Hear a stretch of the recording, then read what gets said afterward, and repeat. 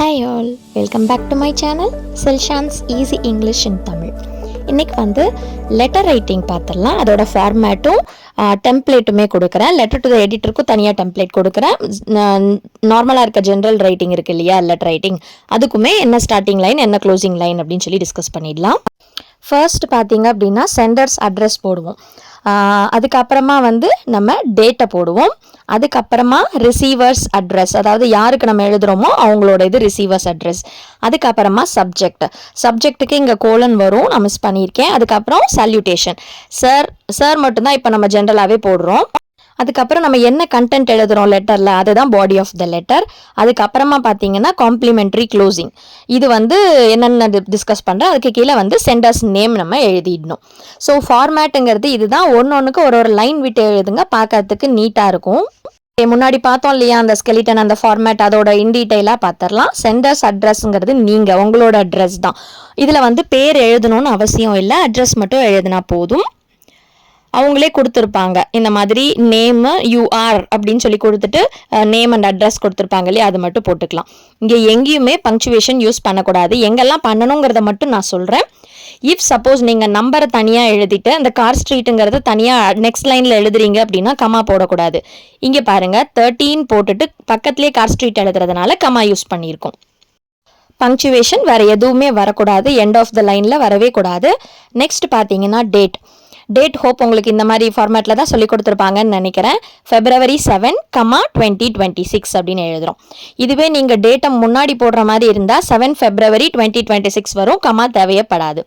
So அடுத்தது பார்த்தீங்க அப்படின்னா ரிசீவர்ஸ் அட்ரஸ், யாருக்கு நீங்கள் எழுதுறீங்க லெட்டர் அந்த இதுதான். த மேனேஜர், இல்லைனா சம்டைம்ஸ் எடிட்டருக்கு எழுத சொல்லுவாங்க இல்லையா, த எடிட்டர், அதாவது அவங்க டெசிக்னேஷனை தான் இங்கே எழுத போகிறோம். ஸோ முன்னாடி கண்டிப்பாக அந்த டிஃபைனைட் ஆர்டிக்கிள் இருக்கணும், தங்கிறத போடணும்.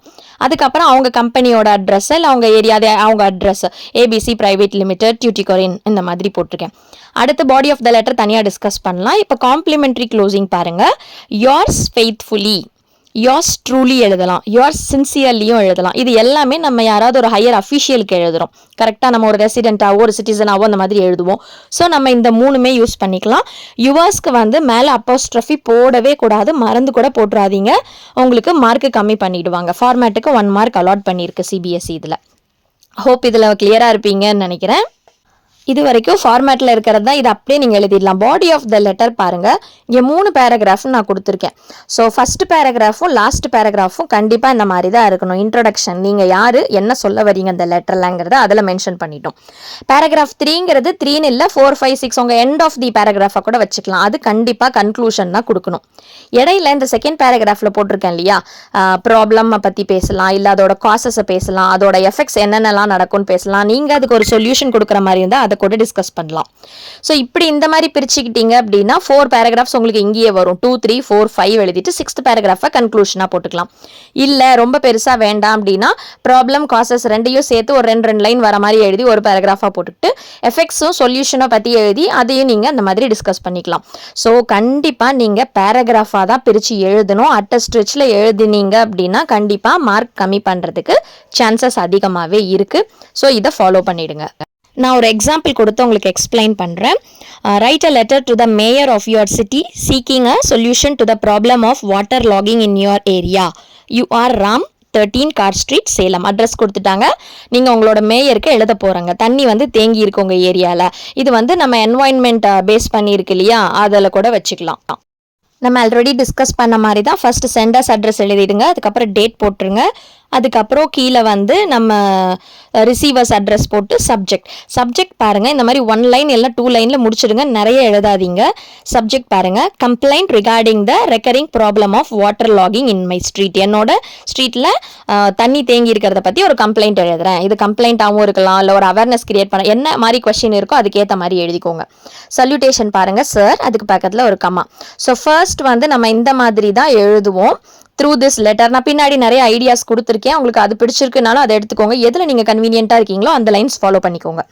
த்ரூ திஸ் லெட்டர் கமா போடணும் இங்கே. ஐ wish to draw your kind attention to, இது ஜென்ரலாக எல்லாத்துக்கும் எழுதணும். இப்போ நம்ம எதை பற்றி எழுத போகிறோம் அப்படின்னா, harrowing experience of the residents of car street due to the persistent problem of water logging. Water லாகிங்கால எங்கள் ரெசிடென்ட்ஸ் எவ்வளோ கஷ்டப்படுறாங்க அப்படிங்கிறத இங்கே மென்ஷன் பண்ணுறீங்க.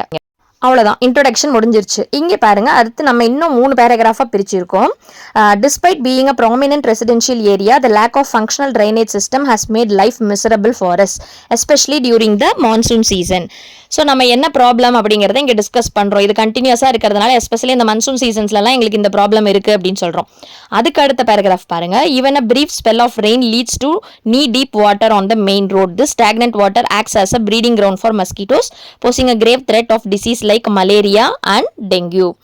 இங்கே நம்ம கொடுத்துட்டோம், அந்த தண்ணி தேங்குறதுனால என்ன பிரச்சனை நடக்குதுன்னு கொடுத்துட்டோம். அடுத்து பாருங்க, இந்த மாதிரி வேர்ட்ஸ் தான் நம்ம யூஸ் பண்ணணும். ஆல்ரெடி நான் சொல்லியிருப்பேன் இல்லையா உங்களுக்கு அந்த இது எழுதும் போதே, அதே மாதிரி தான் ஃபேக்சுவல் டிஸ்கிரிப்ஷன் சொன்ன இல்லையா, அந்த மாதிரி வேர்ட்ஸ் யூஸ் பண்ணிக்கலாம். Further more the water enters the basement of several houses. இன்னும் அடிஷ்னலாக என்னென்ன பிரச்சனை நீங்கள் சொல்கிறோம், தண்ணிக்கு வந்து வீட்டுக்குள்ளெல்லாம் வருது, இது வந்து எங்களால் ஸ்கூல் கோச்சிங் சென்டர் அந்த மாதிரி எதுக்குமே போக முடியல அப்படிங்கிற மாதிரி டிஸ்கஸ் பண்ணுறோம்.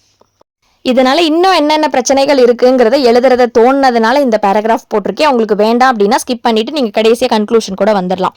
இதோட பிரைமரி காஸ் என்னன்னு பார்த்தீங்கன்னா, நம்மளோட ட்ரைனேஜ் பைப் வந்து ரொம்ப நேரோவாக இருக்குது, ஓல்டு இருக்குது. அதுவும் இல்லாமல் அதில் இருக்க என்ன சொல்கிறது, இந்த பிளாஸ்டிக் வேஸ்ட்லாம் இருக்குல்ல, மண், அதெல்லாமே போய் அந்த இடத்துல அடைச்சிக்குது. ஸோ அதனால் நீங்கள் வந்து டக்குன்னு என்ன பண்ணுங்கள், அத்தாரிட்டிஸ்ட்டை சொல்லி டீசில்ட்டிங்னா அந்த இது மண், அழுக்கு, குப்பை அதெல்லாத்தையும் எடுக்கிற வேலையை பண்ணுங்க அப்படின்னு சொல்லி முடிச்சிடும். லாஸ்ட்டில் பாருங்கள் conclusion. I hope you will take immediate and effective steps to resolve this grievance to provide much needed relief to the residents. எங்களுக்காக இந்த இதை பண்ணுவீங்கன்னு நினைக்கிறோம். இதை கடைசியாக கொடுக்குற, சிம்பிளாகவும் கொடுக்குறேன், அப்படி கூட நீங்கள் வேணும்னா எழுதிக்கலாம். லாஸ்ட் பாருங்கள், யோர்ஸ் ஃபெய்த்ஃபுல்லி, பேர் மட்டும் போடுங்க, வேற எதுவும் எழுத வேணாம். அவ்வளோதான், லெட்டர் முடிஞ்சிருச்சு. ஓகே, இப்போ நம்ம டெம்ப்ளேட் பார்த்துடலாம். நீங்கள் எல்லாம் சில லைன்ஸ் என்கிட்ட கேட்டிருந்தீங்க, அந்த லைன்ஸ் எல்லாமே டிஸ்கஸ் பண்ணிடலாம். பாருங்க, ஸ்டார்டிங் வந்து இந்த மாதிரி எழுதலாம். I am writing to express my distress over the, என்ன கொடுத்துருக்காங்களோ அதை பற்றி.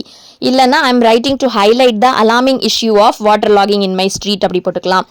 ஐ wish to draw your attention to the growing issue of pollution in my area.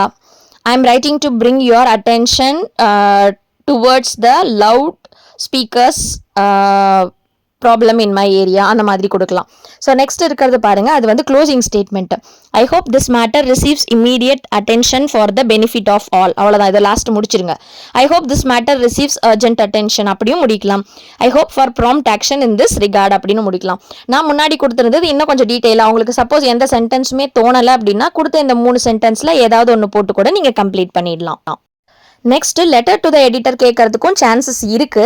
அதுன்னா கண்ணை மூடிட்டு இந்த லைன் போட்டு நீங்கள் எழுதிடலாம். ஸ்டார்டிங் வந்து இப்படி தான் இருக்கணும். Through the columns of your esteemed newspaper, sorry அங்கே ஒரு ஸ்பெல்லிங் மிஸ்டேக் இருக்கு, ESTEEMEDன்னு வரணும்.